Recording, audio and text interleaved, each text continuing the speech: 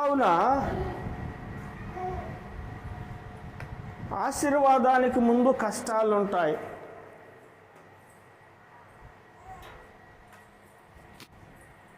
అనే సత్యాన్ని క్రైస్తవులుగా, దేవుని బిడ్డలుగా మనం తెలుసుకోవాలి. మంచి దినమల్లే చూడాలని ఆశ కలిగినటువంటి వారిమే, బాగుండాలని ఆశ కలిగినటువంటి వారిమే, అన్ని విషయాల్లో సమృద్ధి కలిగి ఉండాలని ఆశ కలిగినటువంటి వారిమే మనం.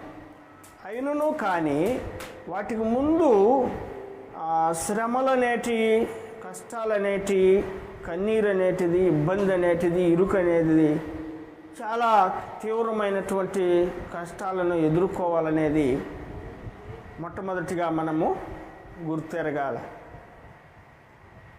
ప్రతి ఒక్క మనుష్యుడు ఆశీర్వాదాన్ని చూస్తాడు, ఆశిస్తాడు.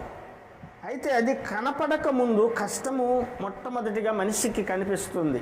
మొట్టమొదటిగా కష్టం అనేది కనిపిస్తుంది, కన్నీరు అనేది కనిపిస్తుంది, అపజయాలనేటివి కనిపిస్తాయి. చాలా సమయం పడుతుంది. నిరీక్షణ కోల్పోయేంత విధిగా ఉంటుంది.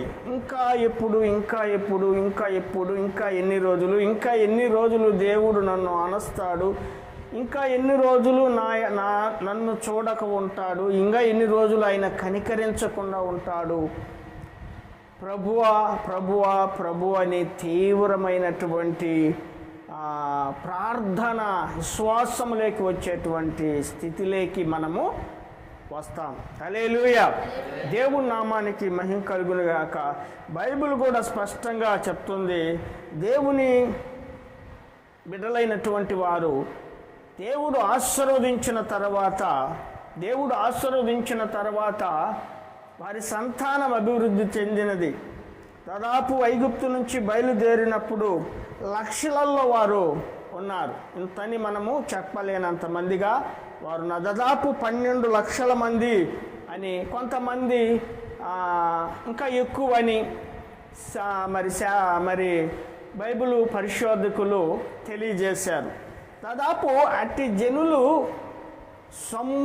సంపూర్ణమైనటువంటి ఆశీర్వాదం, సంపూర్ణమైనటువంటి దీవెన వారు పొందేదానికి అంతకు ముందు వారు కష్టాలను చూశారు. దేవుడు ఏం చేశాడంటే, పాలు తేనెలు ప్రవహించు దేశమును మీకు ఇచ్చేదనని దేవుడు సెలవిచ్చాడు, వాగ్దానము చేశాడు. పాలు తేనెలు ప్రవహించు దేశం, కనాను దేశం, కరువెరగనటువంటి సమృద్ధి కలిగినటువంటి ఆ దేశాన్ని మీకు ఇచ్చేదను అన్నాడు. ఆ దేశాన్ని ఇచ్చేదను అనే వాగ్దానము, అనే ఆశీర్వాదానికి ముందు కష్టాలు ఉన్నాయి. ఐగుప్తులో వాళ్ళు పడినటువంటి కష్టాలు చిన్న కష్టాలు కాదు. మగ బిడ్డలను చంపారు, గర్భకోశం, గర్భవేదన, రోధించారు. చూడండి, శ్రమ. ఆశీర్వాదం కంటే ముందు కనిపించేది, నీకు ఎంటర్ అయ్యేది, నేను టచ్ చేసేది ఏదో తెలుసా? కష్టము. ఆశీర్వాదానికి ముందు నిన్ను టచ్ చేసేది, నిన్ను తాకేది, నిన్ను పలకరించేది మొట్టమొదటిగా ఏదన్నా ఉందంటే అది కష్టము, సమస్యలు, ప్రాబ్లమ్స్. గర్భకోశాన్ని చూశారు వాళ్ళు. వారి బిడ్డలను చంపేటువంటి ప్రణాళిక, రోధించారు. అలాంటి సమయాల్లో వారిని వేధించారు, విసుగు కలగజేశారు. ఇజ్రాయిల్ ప్రజలకు విసుగు కలగజేశారు. ఎందుకు ఈ బ్రతుకు, ఇటువంటి బ్రతుకు బ్రతకాలనా మనమనే స్థాయికి కష్టము వారిని తీసుకెళ్ళింది. శ్రమలు ఆ స్థాయిలోకి వాళ్ళను తీసుకెళ్ళాయి. చూడు, ఆశీర్వాదానికి ముందు ఏమి అనుభవిస్తున్నారు ఇజ్రాయిల్ ప్రజలు? శ్రమలు అనుభవిస్తున్నారు. వారికి ఎక్కడ బట్టినా శ్రమలు చూశారు, పనిలో శ్రమలు చూశారు. గడ్డి ఇవ్వలేదు, మరి పనిలో ఇబ్బంది పెట్టారు. వారి బిడ్డలను, వారి సంతాభివృద్ధిని అడ్డుకోవాలని ప్రయత్నం చేశారు. రకరకాలైన ఇబ్బందులకు గురి చేశారు. ఎందుకు ఈ జీవితము అనే స్థాయిలోకి శ్రమలు, ఆశీర్వాదానికంటే ముందు ఎందుకు ఈ బ్రతుకు అనే స్థాయిలోకి ఇజ్రాయేల్ ప్రజలను తీసుకెళ్ళింది. హల్లెలూయా. దేవుడి మహాకృపను బట్టి వారు బయలుదేరి, దేవుడు మీకు వాగ్దానది కరువెరగని కనాను దేశం, పాలు తేనెలు ప్రవహించు దేశాన్ని మీకు ఇస్తానని చెప్పిన ఆ నమ్మకమైన ఆ దేవుడు వారిని కనాను దేశమునకు ప్రవేశపెట్టాడు, నడిపించాడు. చప్పట్లు కొట్టి దేవుడి నామానికి మహిమపరుద్దాం. అవును, ఈ దేవుడి యందు ఈ కష్టాలు మనం అనుభవించడం వలన మనకు ఈరోజు క్షేమం కలిగింది, ఈరోజు ఆశీర్వాదం కలిగింది.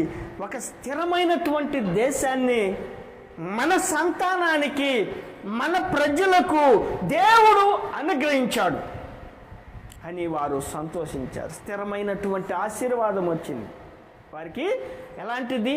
స్థిరమైనటువంటి ఆశీర్వాదం. అంతకుముందు జనాలు విస్తరించారు కానీ వారికి ఒక దేశం అనేది లేదు. దేవుడిచ్చాడు, దేవుడు వారికి ఇచ్చాడు. అయితే దేవుడు సమస్తము చేయగలిగిన దేవుడని మనము గుర్తెరిగి కష్టాలను మనం అనుభవిద్దాం, కష్టాలలో నిలిచి ఉందాం, కన్నీటిలో నిలిచి ఉందాం. బాధ ఎంత తీవ్రంగా మనం ఇబ్బంది పెట్టినా ఆయనను నిలిచి ఆయనను నేను స్తుతించెదను యోబు అంటాడు. ఆయనను నేను నిలుచుండి ఆయనను స్తుతించెదను, నా ఎముకలు నా శరీరము కృషించిపోయినా ఆయన నేను స్తుతించెదను అన్నాడు యోబు. అందుకే యోబును ముందున్న దానికంటే అత్యధికంగా దేవుడు రెండంతలుగా యోబును ఆస్వాదించాడు. మొదట ఉన్నదానికంటే దేవుడు రెట్టింపులుగా యోబును ఆశీర్వదించినట్టు చూశాం. అలాగే పాత నిబంధన అదే పాఠం చెప్పింది. ఆశీర్వాదానికి ముందు ఏముంటుంది? శ్రమలు ఉంటాయి. అయితే కొత్త నిబంధనలో కూడా పేతురుతో చెప్తున్నప్పుడు దేవుడు అంటాడు, మార్కు సువార్త 10:30 ఆయన చెప్తాడు, ఇహమందు హింసలతో పాటు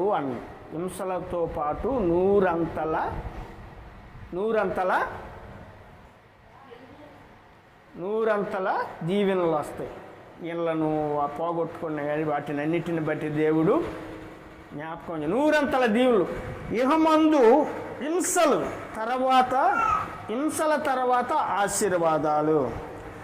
క్రైస్తవుడు ఒక స్థిరమైనటువంటి ఆశీర్వాదం పొందాలంటే ఖచ్చితంగా శ్రమలను నీవు అనుభవించక తప్పదు.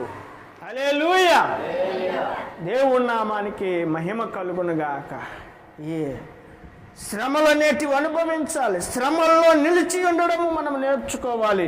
అప్పుడు శాశ్వతమైన స్థిరమైనటువంటి ఆశీర్వాదము దేవుడు మనకు అనుగ్రహిస్తాడు. ఆశీర్వాదానికి ముందు శ్రమలు, కష్టాలు ఎన్నో ఉంటాయి. మరి చూడు, మన గాబ్రియల్ చెప్తాడు, మాకంటూ ఇంతవరకు సొంత ఒక డాబా లేదు మాకు, అంటే ఒక మంచి చక్కటి మిద్దె ఇల్లు లేదు. అయితే దేవుడు మాకిచ్చాడు అని సంతోషిస్తున్నటువంటి పరిస్థితుల్లో ఆ యొక్క గృహమును సరైనటువంటి స్థిరపరిచే విషయంలో సంపూర్ణంగా మరి గాబ్రియల్కు ఇచ్చే సమయాల్లో అనేక ప్రాబ్లమ్స్ వారు ఎదుర్కొన్నారు. అయ్యో వచ్చిందే, చెయ్యి జారిపోతుందేమో, ఏమైపోతుందో పరిస్థితి చివరికి అనే స్థాయిలోకి వారిని తీసుకెళ్ళింది. ఆ స్థాయిలోకి వాళ్ళని శ్రమ అనేది, అయ్యో ఊరక దీని కొరకు నేను ప్రయాసపడ్డాను, ఊరక దీని కొరకు ఇది పడ్డాను, రకరకాల తలంపులు, రకరకాలటువంటి డౌట్లతో వారు పిండబడ్డారు. హల్లెలూయా. వారు ఏమయ్యారు? పిండబడ్డారంటే ప్రభువా అని పిండబడ్డారు. దేవునికి బలి అర్పిస్తారు. పాత నిబంధనలో బలి అర్పిస్తున్నప్పుడు ఇజ్రాయిల్ ప్రజల పక్షంగా వారు చేసినటువంటి పాపము నిమిత్తము, పాపములో నుంచి విడుదల కోసము వారు బలర్పించినప్పుడు ఆ బోర తీసుకొని దేవుని సన్నిధిలో వాళ్ళు ఏం చేస్తారంటే దాన్ని అల్లాడిస్తారంట. ఏం చేస్తారు? అల్లాడిస్తారంట. ఆశీర్వాదానికి ముందు మన స్థితిగతులు కూడా అల్లాడించబడతాం. ఆశీర్వాదానికి ముందు మనము అల్లాడించబడతాం. అందుకే దేవుడు, నా సన్నిధికి మీరు వచ్చినప్పుడు శక్తి కొద్దీ ఆరాధించాలి, నన్ను ఆత్మ తీవ్రత గలవారై మీరు ఆరాధించాలి. ఒక దేవుని బిడ్డలు పక్షంగా మరి బలిచ్చినటువంటి ఆ బోరను తీసుకొని వచ్చి దేవుని సన్నిధిలో గడగడ వణికించారు. గడగడలాడిస్తారనమాట. ఇలా వణికిస్తారు. మరి దేవునికి నీవు విరిగి నలిగిన నీ హృదయాన్ని అర్పిస్తున్నప్పుడు ఏ రీతిగా ఆరాధన చేయాలి? నీ శరీరము ఎలాగ దేవుని సన్నిధిలో ఉండాలి? నీ శరీరం గడగడ వణకాల. ఎలా వణకాల? రక్తము, మాంసము, శరీరము వణకాల ఆయన సన్నిధి. వణికినప్పుడు సంపూర్ణులుగా దేవుడు చేస్తాడు. వణకాలి. చప్పటి కొట్టావు, కొద్దిగన్నా ఎర్రబడిందా చెయ్య? కొద్దిగన్నా ఎర్రబడిందా? ఎర్రబడాల. రక్తము, నీ శరీరము దేవుని సన్నిధిలో అల్లాడాలి. దేవుని సన్నిధిలో ఎలా ఉండాలి? అల్లాడాలి. ఆ రక్తము, ఆ మాంసము అల్లాడాలి. దేవుని సన్నిధిలో మనకున్న దేవుడిచ్చిన రక్తము, దేవుడిచ్చిన మాంసము, అవయవాలు దేవుని సన్నిధిలో గడగడ అల్లాడాలి.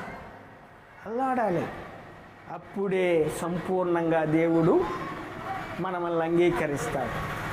సంపూర్ణంగా దేవుడు మనల్ని, అందుకే అంటున్నా, విరిగి నలిగిన హృదయం గలవారి మీద దేవుడు ఆసీనుడు అవుతున్నాడు. కాబట్టి ప్రభువు కూడా చెప్తున్నాడు. ప్రభు వచ్చాడు ఈ లోకానికి, తన సువార్త, దేవుని సువార్త, దేవుని రాజ్యాన్ని ప్రకటిస్తున్నాడు. దేవుని రాజ్యాన్ని ప్రకటిస్తున్నటువంటి సమయంలో ఆయన చెప్తున్నాడు, మొట్టమొదటిగా మీరు ఫేస్ చేయాల్సింది ఏదో తెలుసా? మొట్టమొదటిగా మీరు అనుభవించాల్సింది ఏదో తెలుసా? హింసలు అన్నాడు. ఏమన్నాడు? హింసలు అన్నాడు. దేవుని నిమిత్తం హింసలు వస్తాయి, నా నిమిత్తం కష్టాలు వస్తాయి, నా ఆశీర్వాదం పొందుకోవాలన్నా కష్టాలు వస్తాయి. నా బిడ్డగా ఈ లోకంలో నువ్వు బయలుపరుచుకొని నేను దేవుని బిడ్డనని తెలియజేసుకోవాలన్నా, నేను మంచి భక్తుడిగా జీవించాలన్నా శ్రమలు అనుభవించాలి. ఆయన ఆశీర్వాదాలు పొందుకోవాలన్నా శ్రమలు అనుభవించక తప్పదు.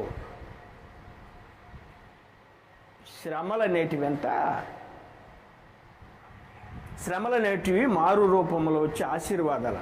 జాన్ వెస్లీ గారు చెప్తాడు, శ్రమలనేటివి మారు వేషంలో వచ్చే ఆశీర్వాదాలు అంటాయి.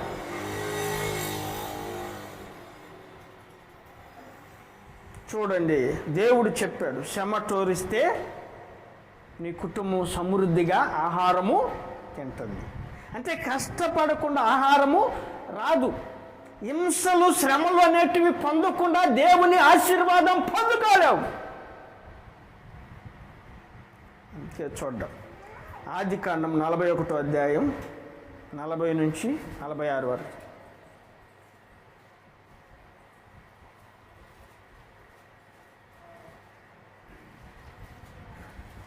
41వ అధ్యాయము 40 నుంచి, ఆదికాండం 41వ అధ్యాయం 40 నుంచి 46. నీవు నా ఇంటికి అధికారమై ఉండవలెను, నా ప్రజలందరూ నీకు విధేయులయ్యుందురు, సింహాసన విషయంలో మాత్రమే నేను నీకంటే పైవాడినై ఉందునని యోసేపుతో చెప్పాను. మరియు ఫరో, చూడుము, ఐగుప్తు దేశం అంతటి మీద నిన్ను నియమించి ఉన్నానని యోసేపుతో చెప్పాను. మరియు ఫరో తన చేతినున్న తన ఉంగరము తీసి యోసేపు చేతిని పెట్టి సన్నపు నారబట్టలు అతనికి తొలగించి అతని మెడకు బంగారు గొలుసు వేసి తన 2వ రథం మీద అతన్ని ఎక్కించును. అప్పుడు వందనము చేయడని అతని ముందర జనులు కేక వేసిరి. అట్లు ఐగుప్తు దేశం అంతటి మీద అతన్ని నియమించెను. మరియు ఫరో యోసేపుతో, ఫరోను నేనే, అయినను ఈ సెలవు లేక ఐగుప్తు దేశం అందంతటను ఏ మనుష్యుడును తన చేతినైనను కాలినైనను ఎత్తకూడదని చెప్పెను. మరియు ఫరో యోసేపునకు యెఫ్నెహు అను పేరు పెట్టి అతనికి ఓను యొక్క యాజకుడైన పోతీఫరు కుమార్తెకు అజేరతునిచ్చి పెళ్లి చేసెను. యోసేపు బయలుదేరి ఐగుప్తు దేశం అంతటా సంచరించెను. యోసేపు ఐగుప్తు రాజైన ఫరో ఎదుట నిలిచినప్పుడు 30 సంవత్సరంలో వాడైందెను. అప్పుడు యోసేపు ఫరో ఎదుట నుండి వెళ్ళి ఐగుప్తు దేశం అంతటా సంచారం చేసెను. చాలు చూడండి ప్రియమైన దేవుని బిడ్డలారా, యాకోబు యొక్క కుమారుడైనటువంటి యోషోబు జీవితం చూసినప్పుడు అతడు చెడును విసర్జించేవాడిగా ఉన్నాడు. యోబు జీవితాన్ని చూసాం మనం. యోబు చెడుతనాన్ని విసర్జించిన వాడిగా మనం చూసాం. కొర్నేలుని చూసాం, అతడు కూడా చెడును విసర్జించిన వాడిగా ఉన్నాడు. మన జీవితాల్లో మనము తెలుసుకోవాల్సిన విషయం ఏంటంటే, ఇక్కడ మనం 41 ఆదికాండం 41, 40 నుంచి 46 వరకు మరి ఇక్కడ దేవుడు యోసేపును ఆశీర్వదించాడు. ఏ రీతిగా అంటే ఆ ఐగుప్తు దేశాన్ని అంతటి మీద ఆయన రాజు, సింహాసనం తప్ప అంతా ఆయనకు అప్పగించబడింది. ఐగుప్తు దేశం, ఐగుప్తు అంటే ఈజిప్ట్, ఐగుప్తు దేశం అంతా అతడికి అప్పగించబడినది. అంటే ఫరో తర్వాత ఈయనకు పవర్, మొత్తం అధికారం అంతా ఈయన చేతిలో ఉన్నది. ఎవరి చేతిలో? యోసేపు చేతిలో అధికారం, ఐగుప్తు అధికారం మొత్తము ఉన్నది. కేవలం ఫరో ఉన్నాడంతే. దేవుడు అంతగా ఆశీర్వదించాడు యోసేపు. మరి అంతగా ఆశీర్వదించే సమయము ఎంత వయసు అంటే 30 సంవత్సరాలు. దేవుడు అతన్ని బయలుపరిచినటువంటి సమయం మనం చూసినప్పుడు అతడికి 18 సంవత్సరాలు. మనము అతని గురించి చదువుకునేటప్పటికి 18 సంవత్సరాలు. ఆ 18 సంవత్సరాల యవ్వన వయసులో అతడు చెడుతనాన్ని విసర్జించి, అలాగే తన యొక్క అన్నదమ్ములు ఏదన్నా చెడు పనులు చేస్తే తండ్రికి చెప్పేవాడిగా ఉన్నాడు. ఆదికాండం 37, 2వ వచనం. 37:2.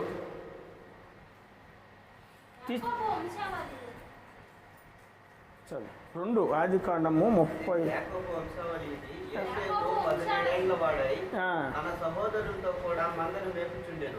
అతడు చిన్నవాడై తన తండ్రి భార్యలైన బిల్హా కుమారుల యొద్దను ఉండెను. అప్పుడు యోసేపు వారి చెడుతనమును గురించి సమాచారం వారి తండ్రి యొద్దకు తెలుసుకుండేవాడు. చాలు చూడండి, ఇప్పుడు మనం గమనించినప్పుడు 2 విషయాలు మనం గమనించాలి. నీతిగా బతకాలన్నా శ్రమలు, కష్టాలు అనేటివి వస్తాయి. ఆశీర్వాదం కొరకు ఎదురు చూడాలన్నా, ఆశీర్వాదాన్ని పొందుకోవాలన్నా శ్రమలు, కష్టాలు అనుభవించక తప్పదు. శ్రమలు, కష్టాలు నువ్వు అనుభవించక తప్పదు. ఇక్కడ ఈయన నీతిగా అనుకున్నాడు యోసేపు. నీతిగా బతకాలనుకున్న యోసేపు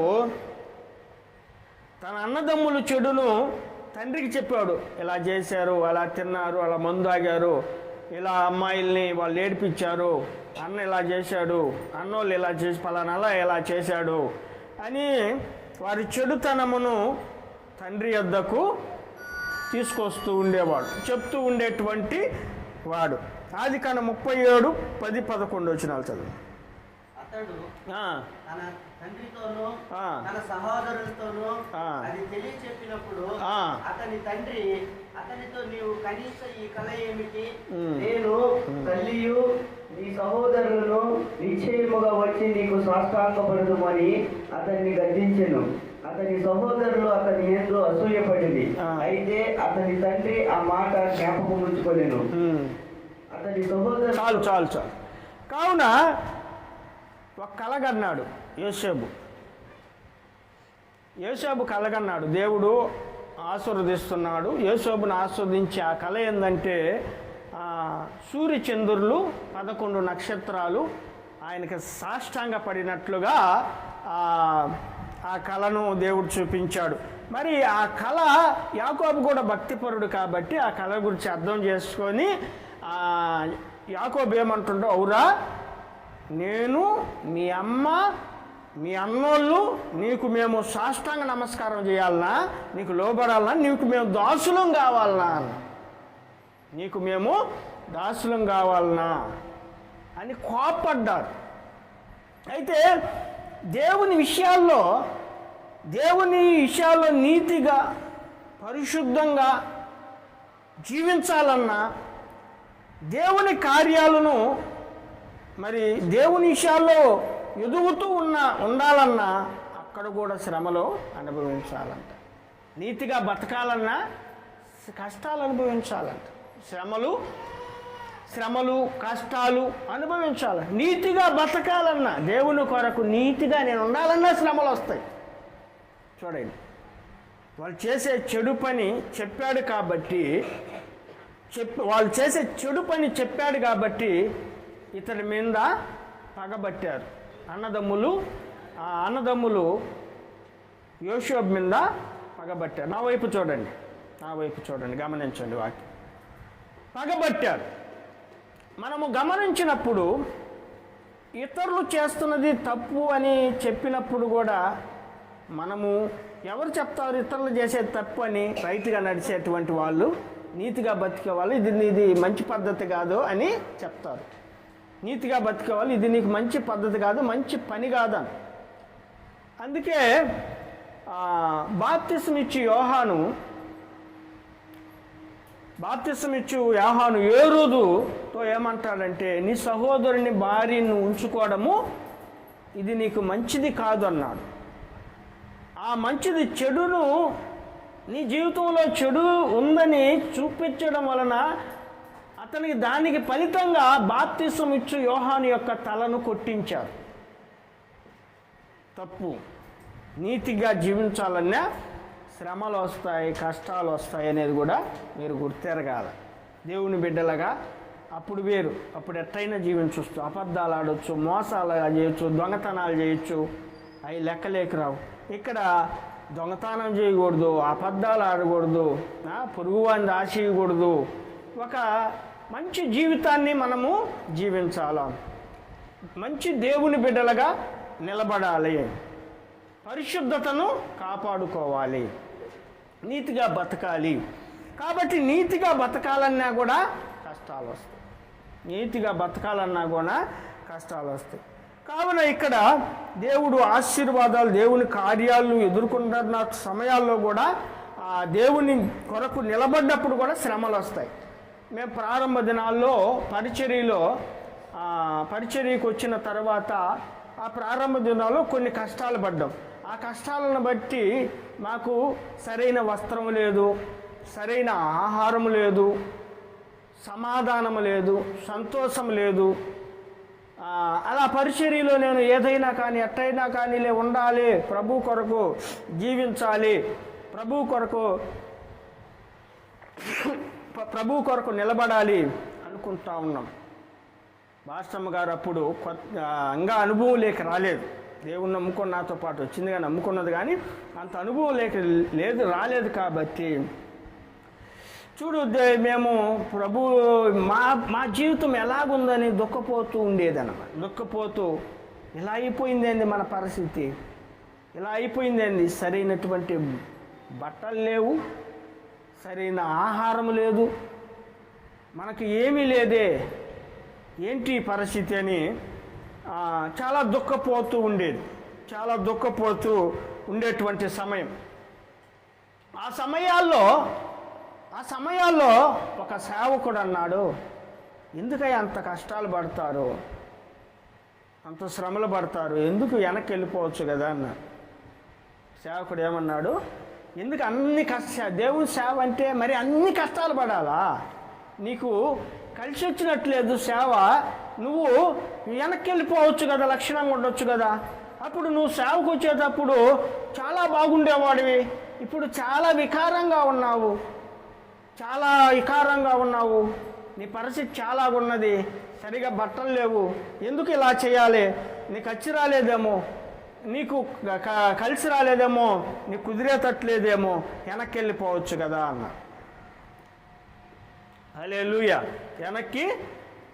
వెనక్కి నువ్వు వెళ్ళిపోవచ్చు కదా అన్న. అటువంటి స్థితిలో కూడా నేను నిలిచాను దేవుని పరిచర్య కొరకు. అప్పుడు అనుకున్నా, ప్రభా ఈ మార్గం తప్ప ఈ మార్గం నుంచి నేను పక్కకు తొలగను, ఈ మార్గం నుంచి పక్కకు తొలగను. అప్పటికే నేను చాలా కష్టాలు పడ్డాను, దేవుని నమ్మక ముందు కూడా చాలా కష్టాలు పడ్డాను, ఇబ్బందులు పడ్డాను, తిరిగాను, కుటుంబాన్ని పాడు చేసుకున్నాను, తాగాను, పేకాట ఆడాను, తిరిగాను, గందరగోళం చేశాను. అయితే ఇక్కడ ఒక మార్గములో నడచాలనుకున్నా, సత్య మార్గములో నడవాలని, దేవుని మార్గములో నిలవాలని నేను వచ్చున్నాను. ఆయన ఈ మార్గం తప్ప నాకు మరొక మార్గము లేదు, బ్రతుకైనా చావైనా మరణది ఏదైనా కానీ నన్ను ఏమీయకుండా ఉండునుగాక అని అట్టి విశ్వాసముతో ముందుకెళ్తున్నప్పుడు అప్పుడు దేవుడు క్రమక్రమంగా పరిచర్యని ఆశీర్వదించడం, మాకున్న కొన్ని కుటుంబాలు కొన్ని అవసరతలు తీర్చడం దేవుడు ప్రారంభించాడు. కొన్ని సంవత్సరాలు కొత్త బట్ట ఎలాగుండదనేది కూడా నాకు తెలియదు. హల్లెలూయా. దేవుని నామానికి మహిమ కలుగును గాక.